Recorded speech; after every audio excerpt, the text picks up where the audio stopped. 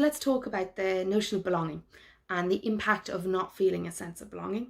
So to start with, I'm going to start by saying that belonging and fitting in are different. So belonging is an inherent sense that we have a right to be in the space as we are. Fitting in is that we must earn our place in this setting through doing things or behaving or being in a way that this setting believes is appropriate. That's where we hear a lot about organizational cultures. We hear a lot about bullying, where there's something focused on the difference and seeing the difference as a negative or a defect rather than the difference being welcome as well. So that's where belonging is really key. And that's where a lot of organizations have done a lot of work around diversity.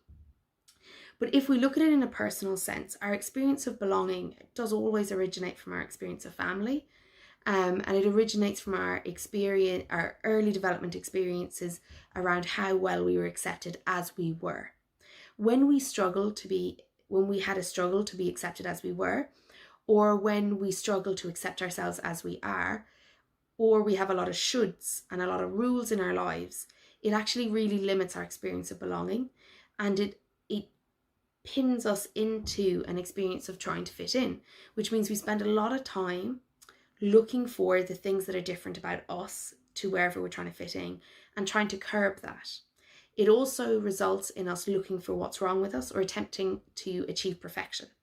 Whereas when we bring a sense of belonging with us, what we do is we look for commonalities. We aren't looking for everything to be the same. We aren't looking to all agree with something. We're just looking for commonalities, because when we see the commonalities, we have a sense of acceptance. What's really important is the difference between belonging and fitting in is belonging doesn't require you to hide parts of yourself, whereas fitting in often does. So if you find that when you're moving into spaces that you hide aspects of yourself, this is often a reflection of your experience of belonging, and often will create a patterned response of feeling belonging sometimes and then not other times, or only feeling belonging when we all agree, but not feeling belonging when there's different sense of points of view or different perspectives or different value systems. So if we're thinking about belonging in terms of others, belonging comes back to accepting each other as we are, not as we should be.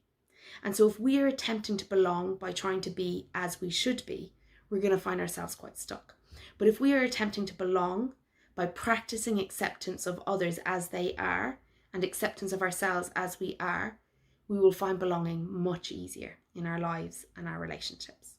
I'd love to hear your comments.